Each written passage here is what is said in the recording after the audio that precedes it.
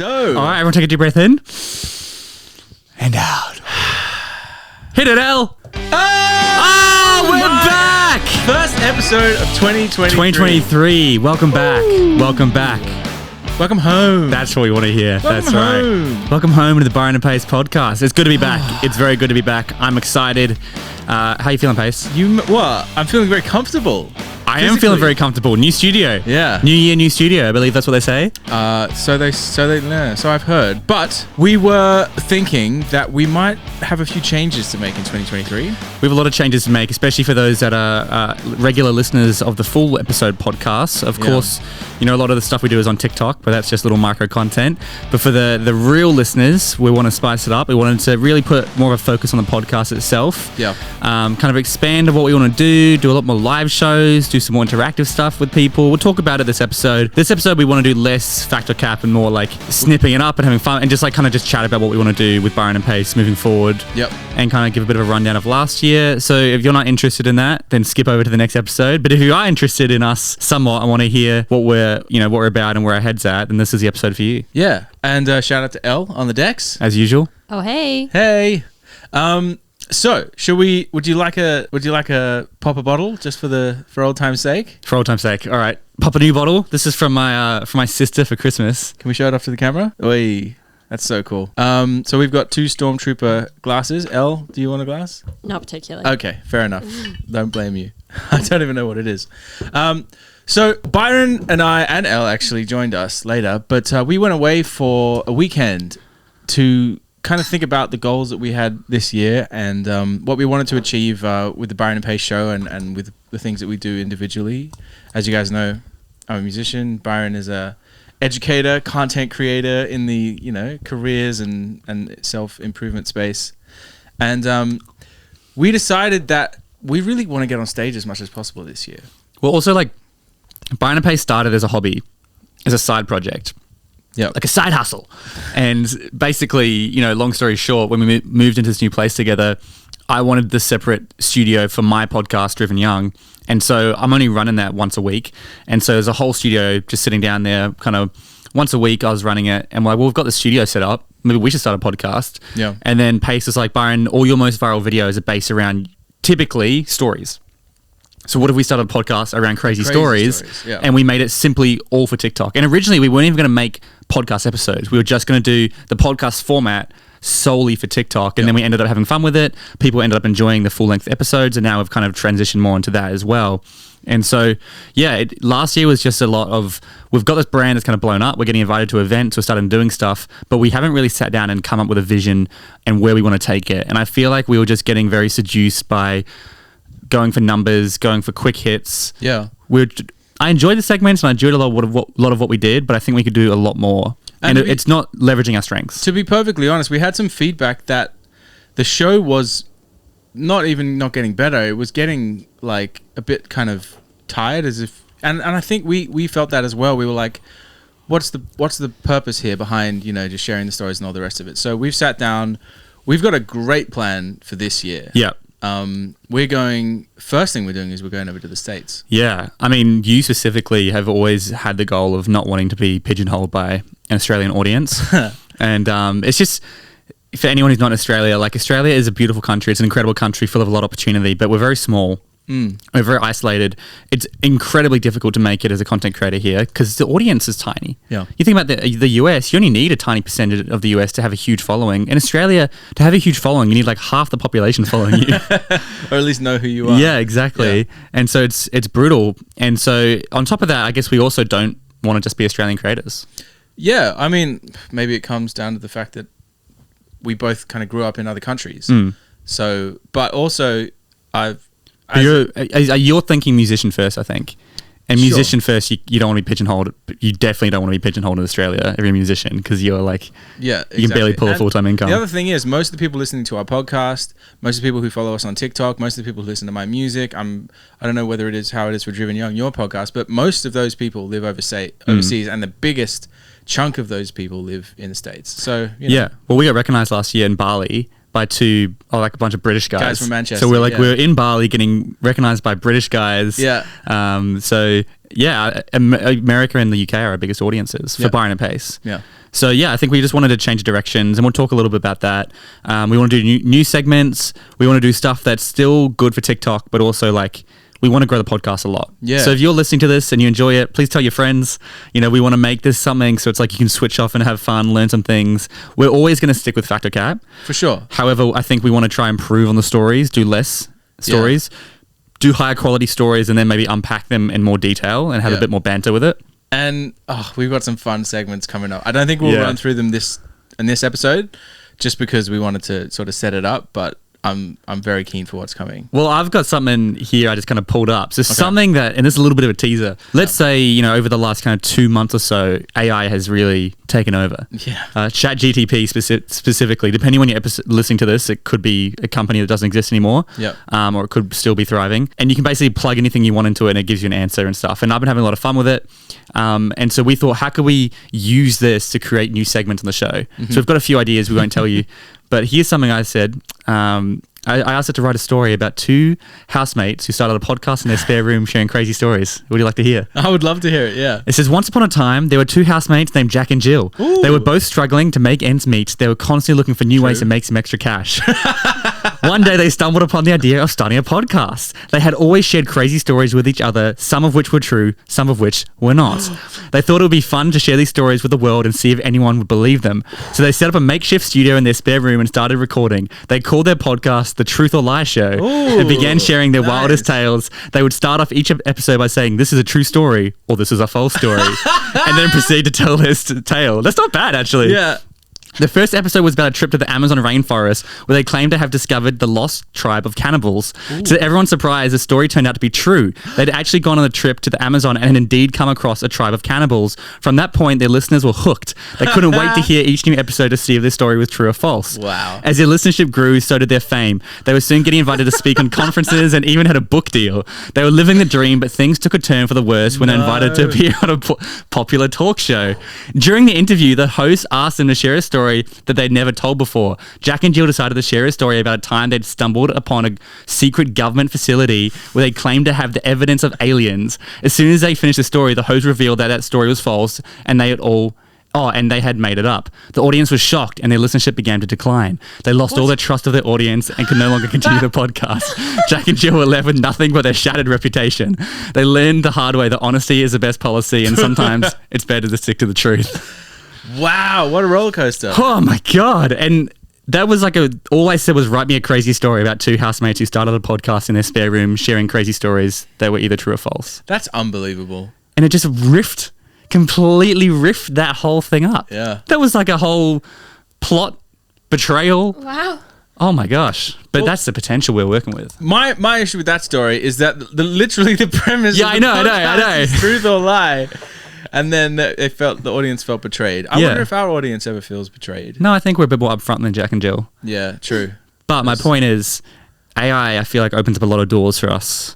I feel like we can have a lot of fun with it. Yeah. Creatively, I think it could be a lot of fun. So that's some just a little hint of the direction we want to take it. I know we also want to talk about the live shows. Oh, so we did a live show last year, and it was a variety show, which was Byron did like a 30-minute kind of comedy presentation thing. Like a talk. Yeah, I don't know how to describe it either. Then we had a comedian come up, do a set. Then we did a live version of the Byron and Pace show where we shared stories and got the which we still have to release, by the way. Yeah, we're going to release it, but when we start promoting the next live shows. But we got audience to interact and all the rest of it. And then we did like a music set afterwards because we had a live band on stage the whole time. So like when we were telling the stories, we had like live music accompanying it. And we played some music afterwards. Like we sung and Byron got up and jumped on the guitar and we played some songs. So like that went, I think it went better than we could have hoped. Yeah, it was amazing. It was so much fun. Everyone seemed to enjoy it. Elle, you think you agree with that? Pretty good. Yeah, pretty good. It was alright. It was alright. The feedback we got was like you said one guy said it was like the best produced show. A comedy, the biggest sort of independent comedy promoter in Sydney happens to be a friend of mine, and he helped us hooked us up with the comedian Beck Charlwood, who who featured, and she crushed Yeah, it. yeah. And he came up to me From what we could hear afterwards. from behind the stage. Yeah, yeah. He came up to me afterwards and said, "Look, man, that's like the best produced show I've ever seen in Sydney." Obviously, he's probably talking about independent shows. Yeah, not yeah. Like, but still, to have that feedback was super motivating. And as I said, we had this kind of retreat earlier this year where we thought about what we wanted to do, and we've decided to move forward after we get back from the States with a live show every fortnight. Yeah, but it's going to be different from the variety show. Yeah. So the variety show was a huge thing to put on. It was a lot of practice. It was a lot of work. Just everything was a lot of work. Big venue. Yeah, big venue, big audience. Whereas what we want to do now is we have access to a smaller venue, but it's a beautiful venue. Yeah. And we're just going to do fortnightly. The podcast just for every fortnight will be live. Yeah. And so if you're listening from America or whatever, nothing's going to change. You're just going to get to hear us live on stage with an interactive audience doing the podcast live. And it means we have more access to. We want to do some like online. Oh no, not online. Blind dating. Blind dating. Yeah. There's we've seen some stuff on TikTok of people who do like live dating. We thought it was a cool idea, so we might take that concept and add our own spin onto it. Do some music stuff. Obviously, still do fact or cap. Get the crowd involved. But there's so much we can do with a live audience that makes it very, very exciting for us. Totally. And then every second week, obviously, we'll do the in studio with guests and the rest of it. But for us, it feels so much more exciting. Yeah. And I think for the listener as well, it will be way more unique. And I think we're just getting a bit repetitive. And the point for us is that we want to tour that show. So ideally, next time we're going over to the States, it's to play a string of live shows. Yeah. When we go over to Europe, it's to do a string of live shows. So that's what we're building towards this year. So yeah. Yeah. And that's Byron and Pace. Obviously, again, we still have our main priorities outside of Byron and Pace. So if we were full time on this, it'd be so much easier. Sure. But we're not. And I mean, as I said, I think we just got a little bit repetitive towards the end, doing similar segments. So this time, we just want to add a lot more. We've got a whole bunch of segment ideas, which we won't mention now, but that's kind of the vision for where we want to go. Yeah, I mean, I don't want to be too down on it. I think we had a great year. And it's a great year, yeah, for sure. But we just want to make sure we're inspired and the audience is feeling that inspiration come through. Yep. So we got new studio. Yep. New studio. Lounge setup. We've pretty much switched. We've taken. We took our office which was upstairs, and put that down where the old studio was, and we converted this into a lounge room. And so now we're just using the lounge room as a setup. So we've got the handheld mics, a bit more casual. The shot's probably not as sexy and as fun, but hopefully it still does well. Yeah. So I guess we'll find out. We don't know. This is all, new things for us. So I did, even though we're not doing a typical episode today, I did have a submission.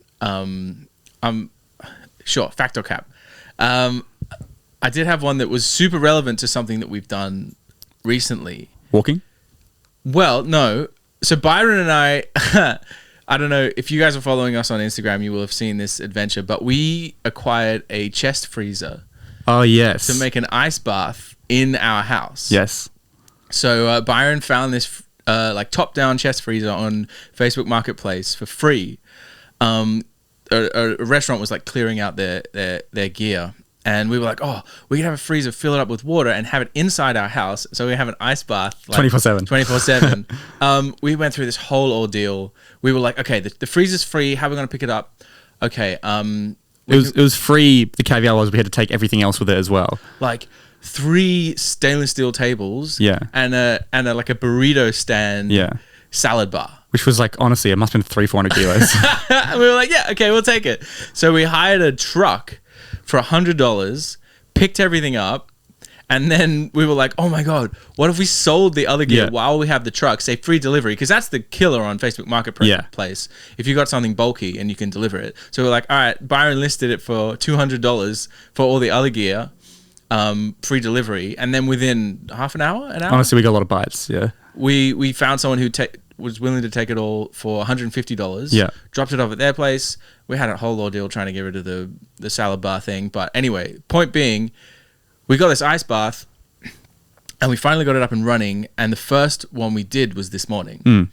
And someone sent through a story, which was, did you know that humans actually can't feel wetness? They can only feel temperature. What? We have no receptors for wetness. Right. So wetness is a sensation that our brain picks up from other cues, such as temperature and touch, but we like that might explain why sometimes you'll touch metal and you'll feel wet, or you'll put your hand inside some like a latex glove or something like that, and you feel wet even though you're not wet. It's because of like the slimy. It's like slick, and it's usually cooler or whatever temperature your brain is expecting it to be. So if I had my hand like this and I had water here that was the exact same temperature as the outside air right now, and I put my hand in the water. Have you ever been in a float tank? No.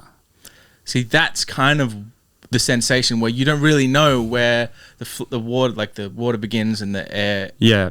So yeah, there's no specific receptor for wetness in our skin. Oh, this is, oh man. It's got to be true. Do you reckon it's true? I'll go fact. Fact? Yeah. This story, submitted by Belle, or at Belle Ablaze, is true. Oh, we thank can't God. feel wetness. How whack is that? Yeah. I thought I was going to look like such a mug if I got it wrong then. Like, of course you can feel wetness. Wow, okay. Interesting. You can only feel temperature. Yeah.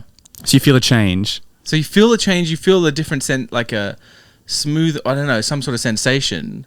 Maybe it's a lack of air, or I don't know what it is, but it's Right. there's no wetness.